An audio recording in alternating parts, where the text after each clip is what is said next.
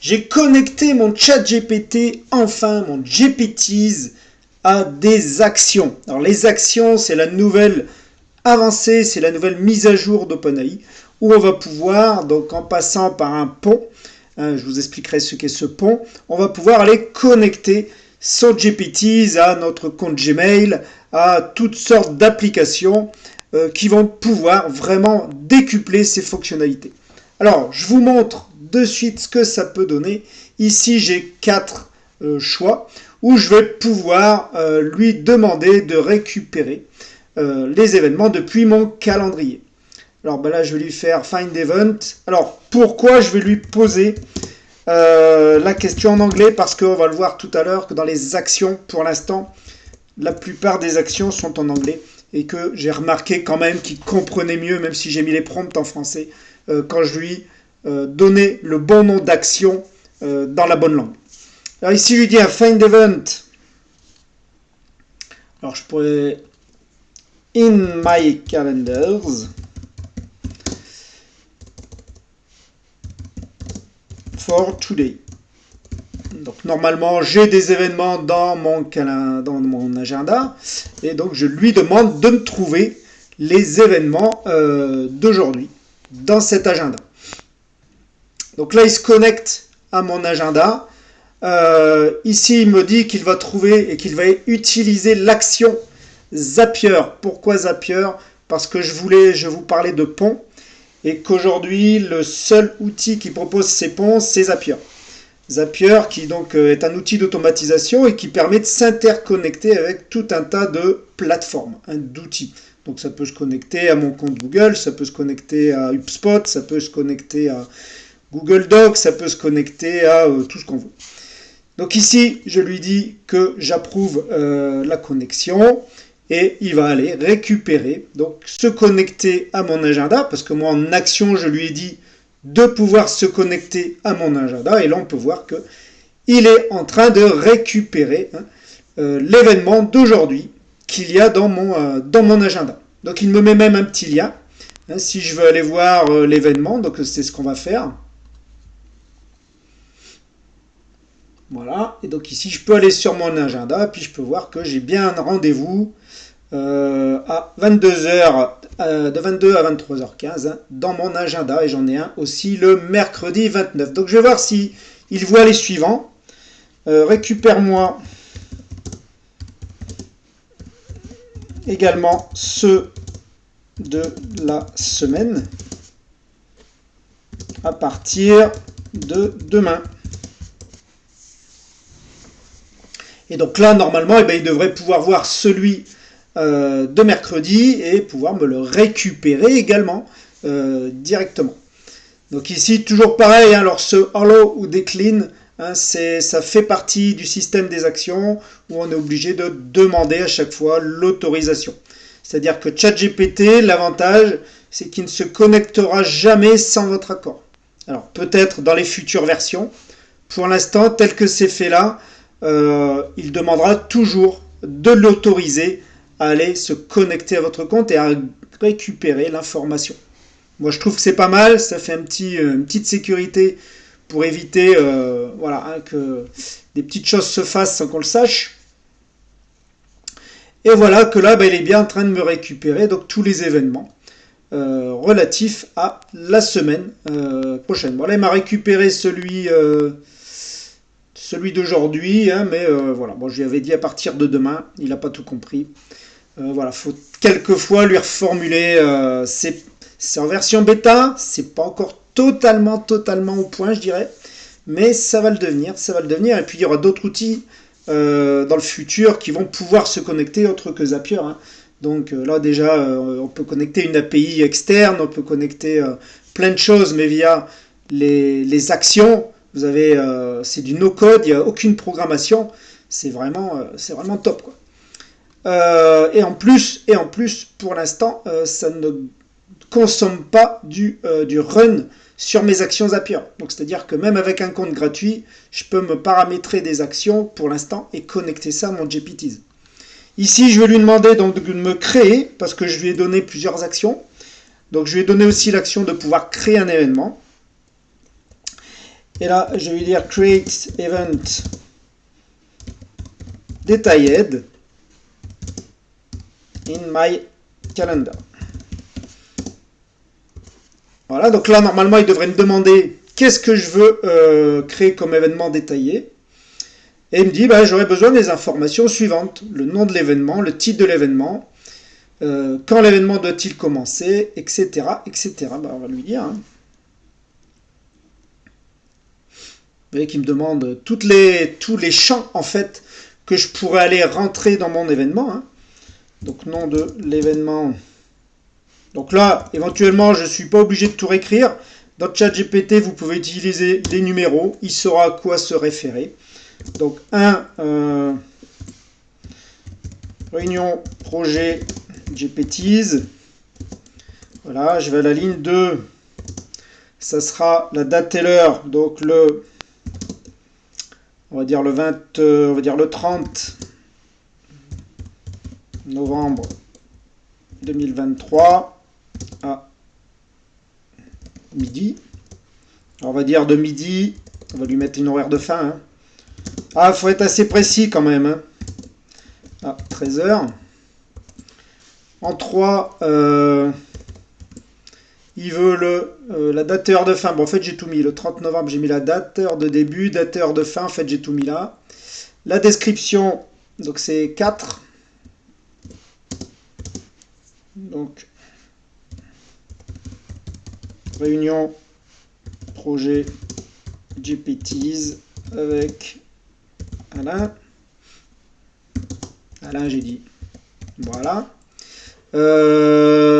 Voilà. Et puis, pas d'emplacement, mais par contre, en invité, 6, je vais lui dire invité.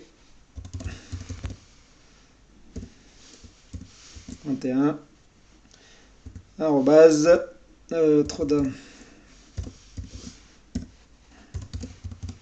gmail.com. Voilà. Donc, normalement, avec ces points-là, hein, je ne suis pas allé dans la description il n'y a pas d'emplacement. Ici, je pourrais mettre à Toulouse, éventuellement. On va voir s'il met un lieu. Et on va lui envoyer ça. Donc, normalement, il a toutes les informations pour pouvoir récupérer et remplir les champs et pouvoir aller créer un événement détaillé. On va voir ça de suite. Il me redemande d'accepter et de l'autoriser cette fois à pusher, hein, donc à envoyer de la data vers... voilà, bon là il a un problème avec l'événement. Je vais réessayer. Donc il a eu un premier... alors j'ai remarqué ça souvent dès le premier coup. Il a un petit bug et puis il réessaye.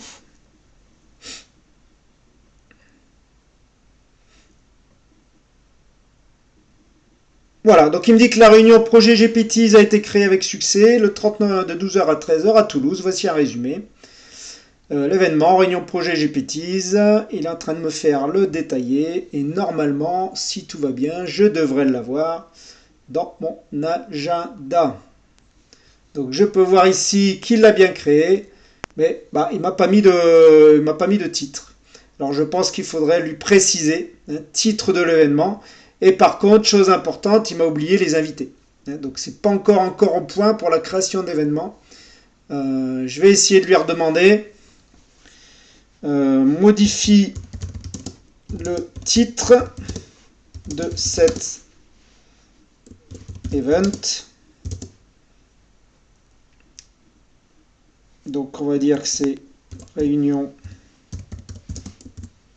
projet. Et ajoute-y l'invité cité précédemment. Voilà. Normalement, il l'a dans sa mémoire, donc il devrait être capable de récupérer cette information.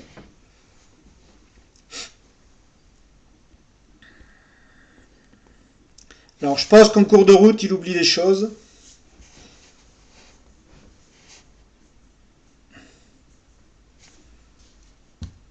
Voilà, et puis on va voir si il semble que de rencontrer des difficultés. Ouais, il y a toujours un problème avec l'action calendar, create detailed event. Alors je vais tester l'autre action, parce qu'il y a une action detail event et il y a une action juste créer un événement qui est peut-être plus pratique pour lui. Mais là, il semble qu'à chaque fois, il a un problème. Alors, c'est pas grave, ce qu'on va pouvoir lui demander, on va pouvoir lui demander d'envoyer un email. Send email to troda31@gmail.com et en objet, donne-lui ceci. Donc, réunion avec Jean-Marc. Description du mail. Bonjour, je t'invite à ma réunion. Voilà.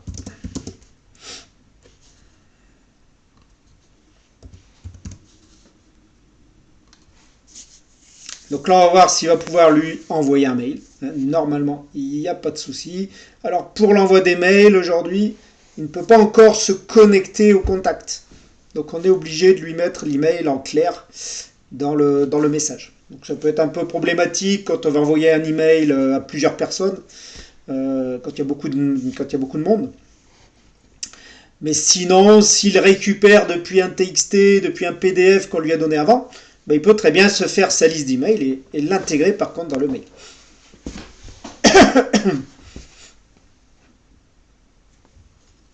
Voilà, donc là, il a bien récupéré pour envoyer un email avec l'objet réunion avec Jean-Marc et la description bonjour, nanana, il est en train d'écrire.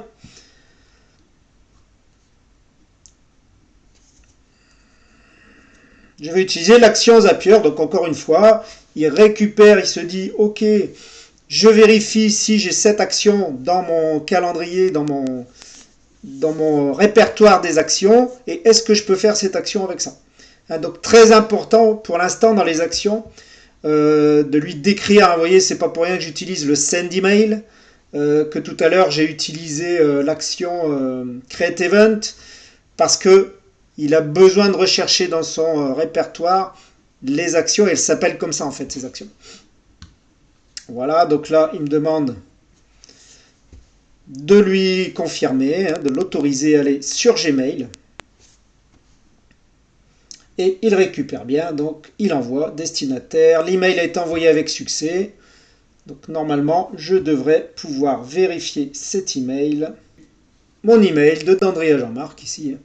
Bonjour, je t'invite à ma réunion. Vous voyez, donc il est clean. Le mail est bien arrivé. Donc ça, c'est fait. Une autre action qui va pouvoir être possible avec ce GPTs, c'est de pouvoir lui demander de regarder dans un dossier de notre Drive si un fichier existe. Donc là, par exemple, en l'occurrence, je dois avoir dans mon Drive un fichier. On va aller chercher ça. Boum. Hop. Donc je dois avoir ici dans mon Drive un fichier. Hop, on va l'appeler, bah tiens, constructeur Toulouse. Et je vais lui demander... Donc, search in my drive. Et après, vous pouvez lui parler en français, hein, c'est-à-dire que c'est vraiment la requête qu'il faut lui... le fichier constructeur. Alors là, je lui donne les mots-clés. Toulouse. Voilà. Donc, je n'ai pas besoin de lui donner la nature du fichier. Normalement, il va être en capacité d'aller scanner mon drive et d'aller pouvoir récupérer ce fichier. Donc toujours pareil, ici il me donne une demande d'une autorisation.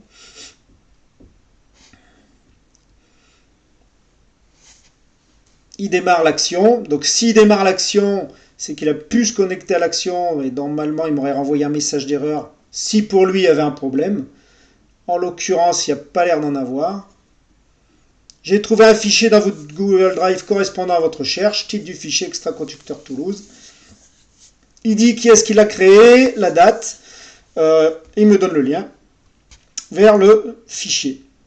Donc à partir de là, ben, ce fichier, c'est une liste que j'ai fait en test, où je récupère depuis le web une liste des constructeurs. Ben, je vais voir si je ne peux pas lui demander de me récupérer à partir de ce fichier donc de lire le PDF et de me récupérer par exemple les noms de domaine. Donc on va faire le test. Donc il a pu le récupérer ce fichier, et je vais lui dire à partir de ce fichier, peux-tu extraire les noms de domaine de chaque constructeur, de chaque site web. Pour lui, ça peut être site web. Et m'en faire une liste.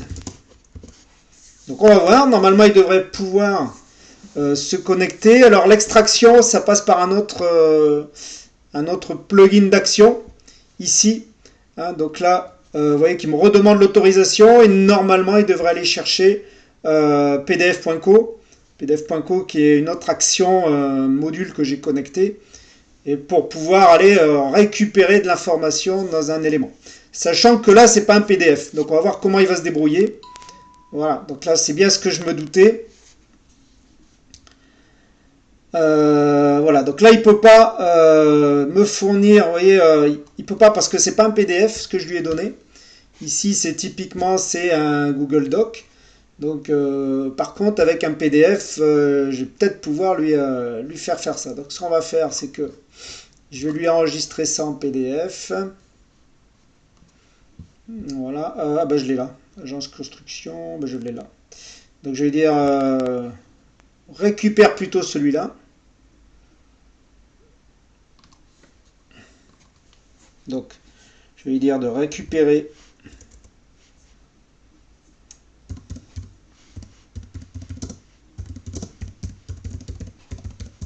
sur le fichier. Donc construction immobilière Toulouse en PDF qui se trouve dans mon drive. Toulouse en PDF qui se trouve dans mon drive. Donc là on va voir, parce que là je ne lui ai pas encore fait récupérer le fichier. Donc logiquement il devrait faire deux actions, c'est-à-dire aller récupérer le fichier qui est un autre fichier en fait que celui qu'il a trouvé en premier lieu, et pouvoir aller récupérer les informations qui sont les mêmes. C'est juste que c'est un PDF derrière. Donc il me dit qu'il a bien trouvé un fichier PDF dans votre Google Drive correspondant à votre recherche. On va voir si c'est le bon. Ok, c'est bien celui-là. Donc l'agence immobilière Toulouse. Donc c'est bien celui-ci qui est là, et qui normalement est formaté voilà, de la même manière. C'est simplement une vue de Search Google que j'ai extraite. Et donc ce que je vais lui demander, c'est de récupérer. Je vais lui demander la même chose que tout à l'heure, et de récupérer les noms de domaine. Donc je vais lui reprendre cette question-là. Hop. Et je vais lui réitérer.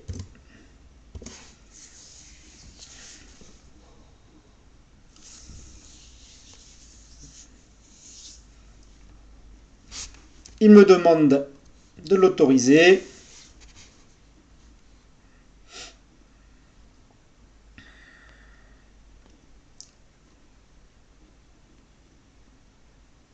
Alors on va attendre avant de le régénérer. J'aime bien qu'il aille au bout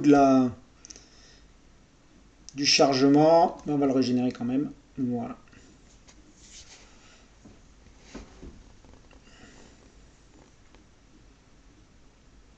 Et donc vous voyez que là, l'idée, ça va être de dire, s'il arrive à me récupérer la liste à partir des éléments d'un PDF que je lui ai mis dans mon drive, alors j'aurais pu très bien lui mettre ici, par le code interpréteur, c'est géant, parce qu'on va pouvoir lui faire enchaîner des actions, et lui dire éventuellement, envoie dans un mail la liste de ces sites internet à un tel, ou inscrit derrière, je peux connecter un Google Sheet ou un Airtable, ou récupère et alimente ma base de données avec ces noms de domaine ou les éléments que tu vas pouvoir récupérer dans le PDF. Donc c'est ça qui est intéressant.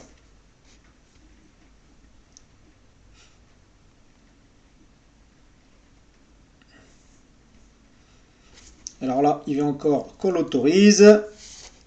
il se communique, il se connecte aux actions Zapier. Alors après, je pense que ça doit dépendre aussi beaucoup de la connectivité derrière des actions Zapier. C'est pour ça que quelquefois, peut-être avec l'agenda, ça buguait un peu. Vous voyez que là, bon, par exemple, là, erreur interne lors de la tentative d'extraction des noms de domaine des sites web à partir du fichier PDF.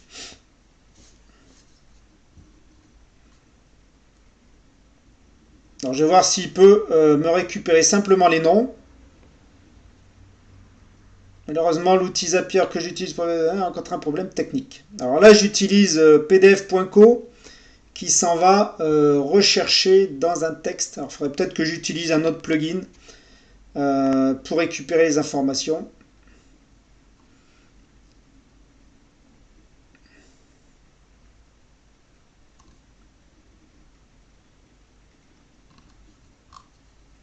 Alors, je vais lui demander, donne-moi un résumé. Un résumé des agences sur le PDF. Sur le document, je n'ai pas précisé PDF, on va dire document.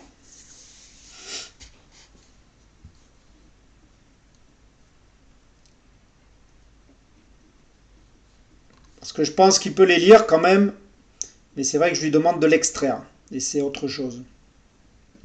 Dans lequel cas, là ce que je pourrais faire, plutôt que de passer par pdf.co, c'est de récupérer ce document. Là, je peux le télécharger. Et je vais venir lui alimenter directement par l'extracteur ici, par l'interpréteur. Donc là, en fait, ce que j'ai fait, plutôt que de m'embêter à essayer de le faire mouliner, parce qu'en plus, vous avez des tokens sur le pdf.co, et donc ça consomme, et puis quand il y a beaucoup d'éléments, vous consommez du token. Là, votre PDF, vous le téléchargez une fois, et puis là, je vais lui redemander, hop, la même chose, mais cette fois, le PDF, il l'a, lui, il va pouvoir l'intégrer et le scanner directement, parce que lui, ça, il sait faire, par l'interpréteur. Et vous voyez que là, il est en train de l'analyser. Et là, normalement, ça va se faire sans problème. Ah, il a réussi cette fois. Donc voilà. Donc là, il m'a bien récupéré le nom des agences. Et il me met même le nom, l'URL. Donc maintenant qu'il a fait le premier travail de récupérer le nom de ces agences, je vais certainement pouvoir lui demander de récupérer les noms de domaine. Donc, affiche-moi une liste. Une liste de chaque nom de domaine.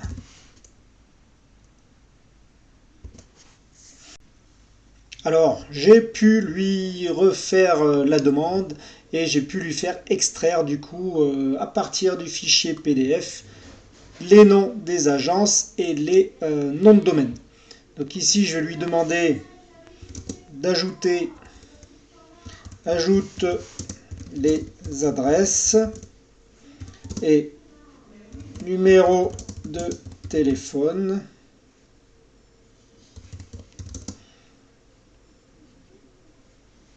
Avec les noms d'agence sous un format tableau avec en tête de colonne. Voilà, donc là je lui demande de me faire un tableau un peu plus sympa visuellement pour pouvoir afficher ces informations. Donc normalement, étant donné qu'il a déjà pu récupérer les coordonnées, normalement il va pouvoir le faire. Voilà, donc enfin il a refait la requête et il arrive à me faire le tableau. Enfin. Voilà, il récupère tous les éléments, les numéros de téléphone. Et il me fait le tableau en bonne et due forme.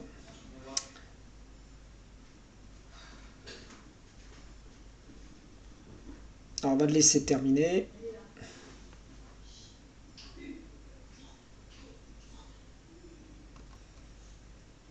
Donc il m'a bien récupéré les éléments. Hein, et puis là, je pourrais lui dire, à partir de ce tableau,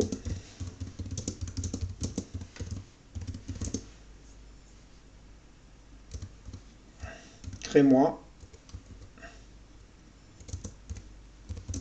un fichier .txt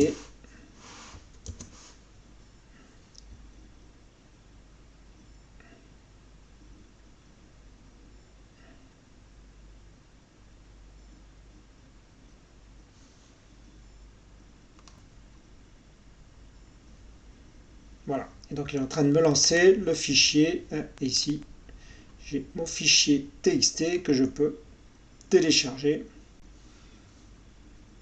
Et j'ai bien mon petit fichier avec mes agences immobilières. Alors là, je l'ouvre dans le notepad. Hein, je ne sais pas si vous le voyez ici, au format tableau. Voilà, donc ça c'est un petit cas d'usage très simple.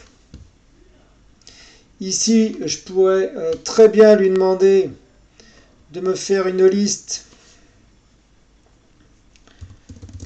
Fais-moi une liste des emails, des mails, et supprime tout ce qui précède, ou carrément je vais essayer de lui demander en une seule fois, et supprime liste des emails et modifie, je vais dire, le préfixe avec le mot contact.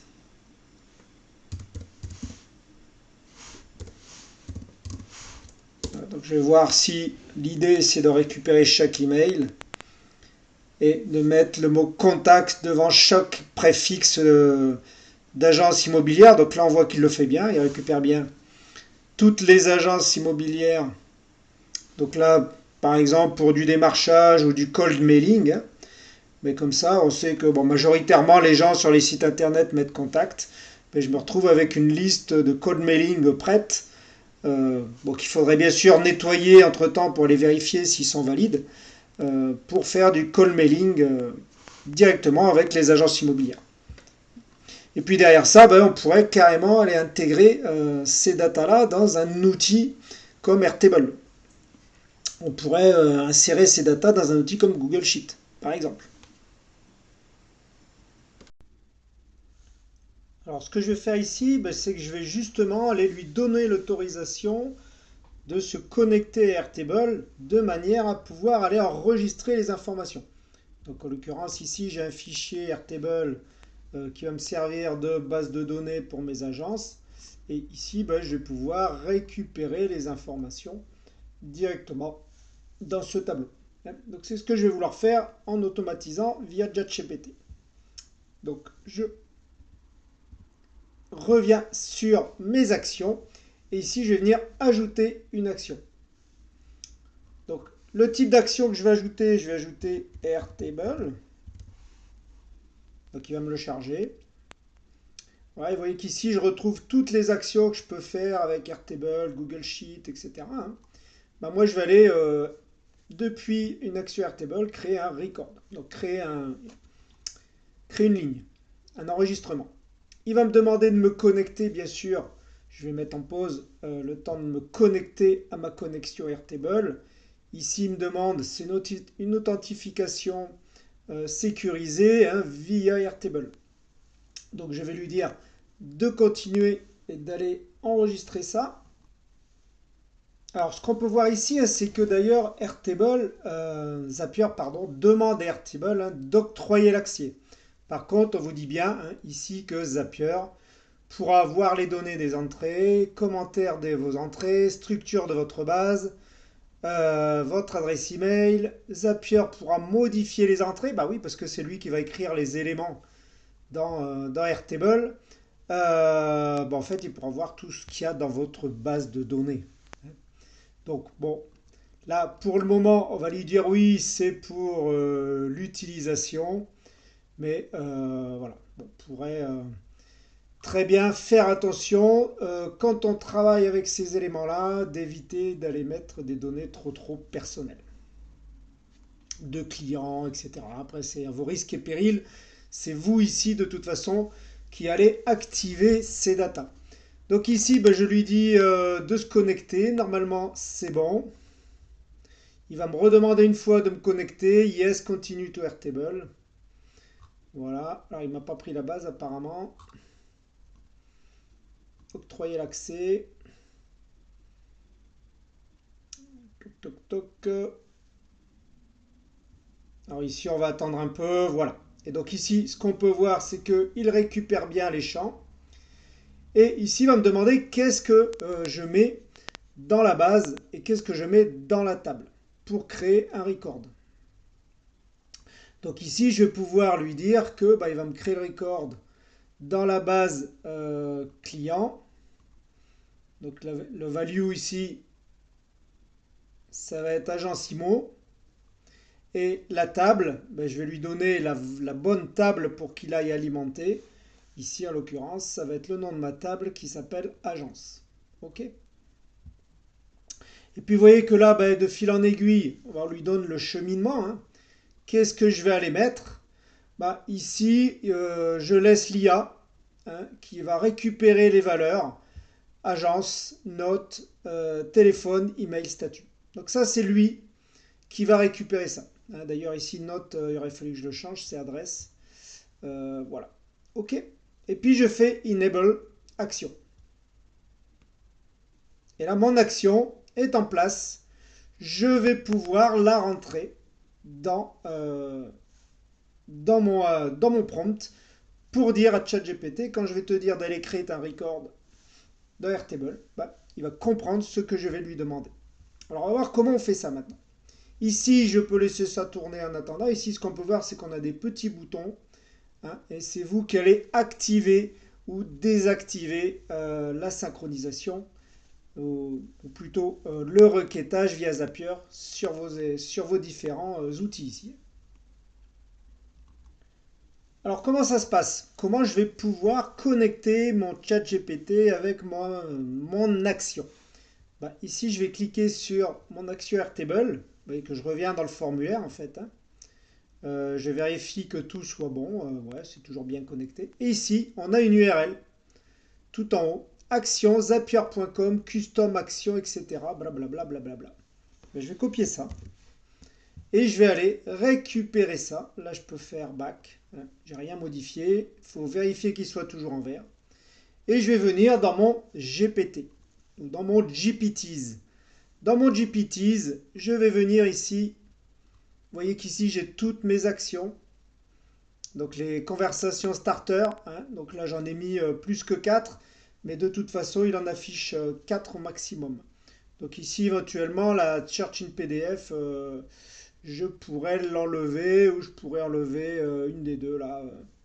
Create event par exemple ou send email. Bon voilà. On va enlever par exemple celle-là. Hop. Et puis, on va ne pas créer de nouvelles conversations starter. Dans l'action ici, donc dans le code ici que je vais développer. Hop. Voilà. Et ici, je vais ajouter mon action. Donc, vous voyez qu'ici, je retrouve mes 4 actions. Donc, l'action Google Calendar Find Event, l'action Google Calendar Create Detailed Event, le Send Email, etc. Et je vais rajouter une action ici à la suite. Donc, je vais coller déjà mon URL, comme ça je l'ai. Puis, je vais aller faire pareil pour ça. Je vais le dupliquer. Et vous allez comprendre pourquoi. Donc ici, je vais récupérer cette URL de mon action. Et je vais la mettre ici. Voilà, ça c'est mon action pour Airtable. Je vais récupérer l'ID de mon action et je vais aller le mettre ici. Boum. Je vais aller maintenant nommer mon action. C'est-à-dire qu'ici, mon action, elle s'appelle Airtable Create Record. Donc je vais aller récupérer ça. Voilà. Donc c'est ça. Tout simplement. Je reviens back ici. Je rafraîchirai tout à l'heure. Faut être sûr. Et je vais venir lui mettre ça ici. Airtable, create record. Alors on n'est pas obligé de mettre les deux points. Voilà. Ce qui est important, c'est ce qu'il y a là. Ça va être la dénomination qui va lui faire lancer l'action. Send an email, find a file, cherche PDF et create record. Ok? Ça, c'est vraiment le mot-clé qu'il va lui falloir poser. Je fais close et j'ai ajouté mon élément. Il me suffit de mettre à jour mon GPTs et je vais pouvoir le tester ici. Alors je vais dire directement create record. On n'est pas dans une conversation. Normalement, il va me demander s'il est connecté comme il faut à mon Airtable. C'est ce que je vais vérifier. Il va me demander les éléments à rentrer dans mon Airtable. Donc là, il se connecte. Il est en train de se connecter, y récupérer. Voilà, donc il me dit que pour un enregistrement dans Airtable, nous avons besoin de l'action Airtable Create Record. Cependant, cette application n'est pas configurée dans votre compte Zapier. Alors, on va aller voir ça. Et pourtant, elle est configurée. Donc, on va aller suivre le lien qu'il nous donne. C'est pas grave. Normalement, il va me renvoyer vers là-dessus. On va dire, ok, mon petit gars, allons-y. Voilà, donc je vois que c'est configuré. J'ai bien ma table, j'ai bien mon agence IMO, j'ai bien tout ça. Je fais Done. Là, je suis bien en vert, c'est ça qu'il faut faire attention. Je vais dire OK, tout est configuré.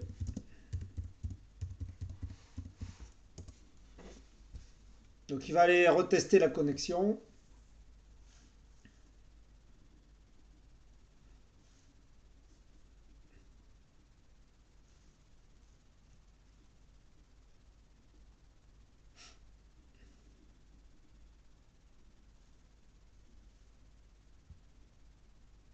Ok, donc là on sent qu'il est en train d'essayer de se connecter à l'API. Créer un enregistrement d'Airtable. Il reçoit bien une action de Zapier. On va lui autoriser. J'ai coupé un peu la vidéo, mais je vous explique le debug. Tout simplement, à force de faire des tests, c'est toujours pareil, ces histoires de mise en cache. Votre navigateur, à un moment donné, garde beaucoup de choses. Lui, il garde beaucoup de choses en mémoire dans le cache du navigateur. Donc, il faut vider le cache de votre navigateur. Et vous voyez, tout entre dans l'ordre. Alors, ce qui va se passer ici, c'est que il me dit qu'il est bien connecté à mon compte Zapier et Airtable. Donc, je vais lui demander de créer un record. Donc, je vais lui dire create record dans Airtable avec donc nom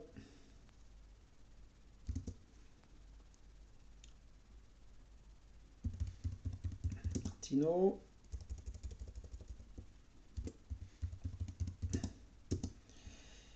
« 18 route de la Sève, 31 200 Toulouse. On va lui donner donc nom Martino. On va voir s'il reconnaît l'adresse d'ailleurs, sans que je lui donne tel 07 06 78 9 88 et un email contact @martino.fr. Voilà, et on va voir s'il retrouve ça. D'ailleurs, si je ne mets pas Airtable comme il faut, j'écris en verlan. Voilà, donc là ici je lui ai mis le nom. Ben, je vais peut-être pas lui mettre, on va voir. Hein, Martino, agence, agence Martino, 18 route, j'écris n'importe quoi, de la Sèvre, 3100 Toulouse, un email et une adresse email. On va voir s'il récupère bien ça et comment il va aller me les écrire dans ma base Airtable. Donc toujours pareil, hein, on autorise.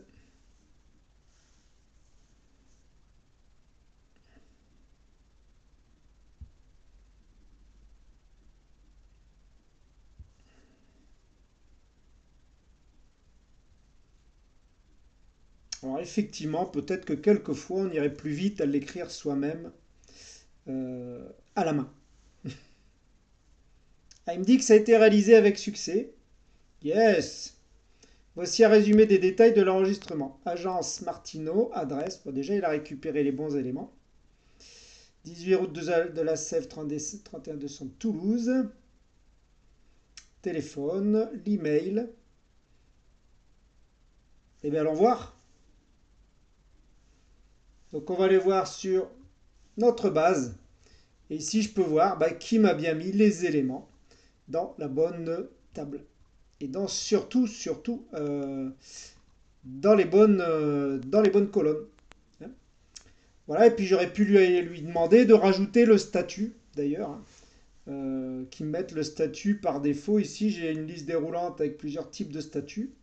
Avec le statut envoyé, ouvert, non ouvert. Hein. Voilà, bon, pour l'instant, il n'y a pas de statut spécifique. On va mettre en attente. On va mettre un statut en attente.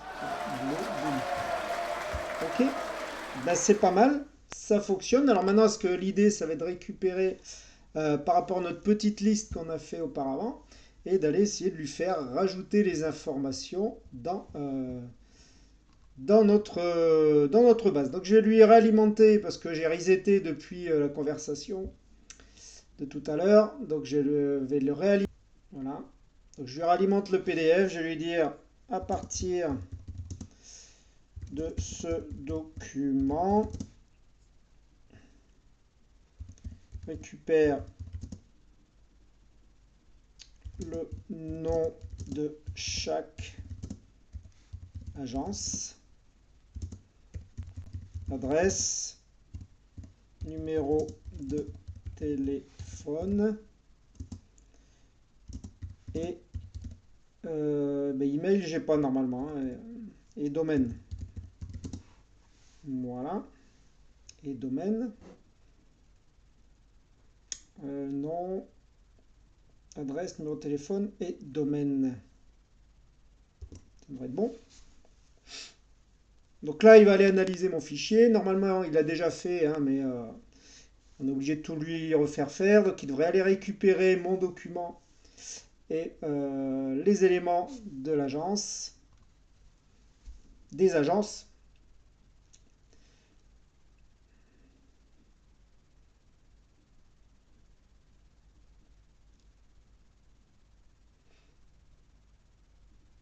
Et je vais essayer de lui faire ajouter... Ah, n'a pas abouti, d'accord. Euh, D'accord. Ok, bon, il dit qu'il va le faire lui directement. Ouais, parce qu'en fait, j'ai l'action ici, pdf.co, hop, ici, pdf.co qui ne doit plus avoir de... Je pourrais la désactiver parce qu'à chaque fois, il va automatiquement là-dessus. Donc, je vais la désactiver parce qu'à chaque fois, il part là-dessus. Et en fait, pdf.co, vous avez besoin de tokens hein, pour pouvoir le faire tourner. Si jamais aussi vous avez des problèmes de connexion, hein, le temps que lui, il mouline, là, il fasse son petit boulot, vous allez pouvoir ici aller voir, en cliquant sur Manage Access, les accès qui sont identifiés pour connecter Zapier à ChatGPT. Et ici, dans les deux types de managers d'accès, vous devez avoir tous les éléments qui sont checkés, identiques à celui de ChatGPT. Donc ici, vous avez l'autre. Voilà. Donc ça, c'est Zapier. Et celui-là, c'est OpenAI. Et vous voyez qu'ici, par exemple, du côté d'OpenAI, pdf.co n'est pas désactivé. Donc je vais le désactiver. Voilà. Et là, on est OK. OK, donc ça à voir. Et ici, vous allez pouvoir enlever des accès, faire un revoke access pour AI action de Zapier ou de ChatGPT. OK, donc lui, il est en train de me faire mon petit tableau là. Très bien. Donc il est en train de me faire mon petit tableau. Hein. Ça prend un certain temps. Il y en a quelques-uns sur la liste.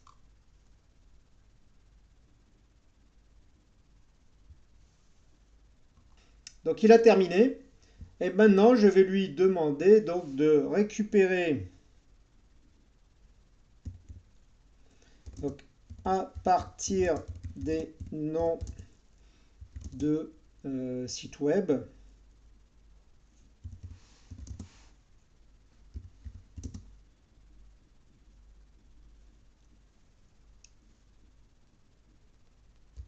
Créer un email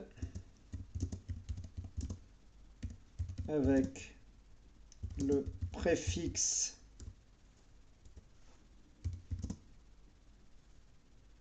contact et je peux lui dire à partir, j'en ai marre d'écrire en verlan, à partir des noms de sites web, créer un email avec le préfixe contact arrobase.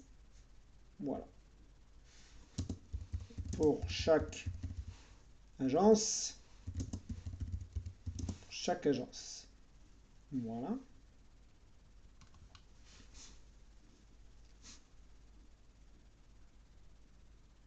Voilà. Donc là, il est en train de me créer un email contact comme on l'avait fait tout à l'heure pour chaque agence. Voilà. Supposant que chaque site web utilise une adresse email standard, etc., etc. Alors, il en a fait que 5 apparemment. Parce que j'ai que 1, 2, 3, 4, 5, 6, j'ai 6 domaines, donc il devrait me faire 6 emails, ouais, c'est ça. Donc maintenant, je vais lui dire create. Alors on va essayer en français, tiens. Crée à partir de ces données,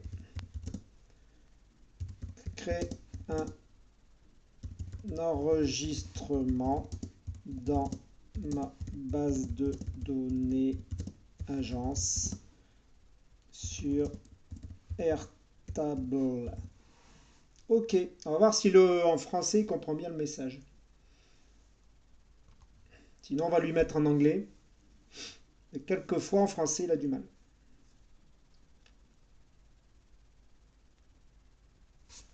Il me demande d'autoriser l'action. Toujours pareil.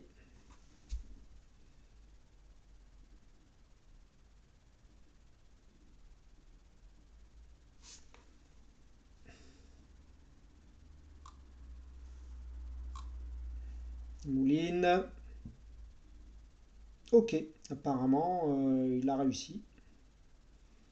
Bon, email. Alors, je ne sais pas s'il a pris tous les éléments. Comme je ne lui ai pas précisé.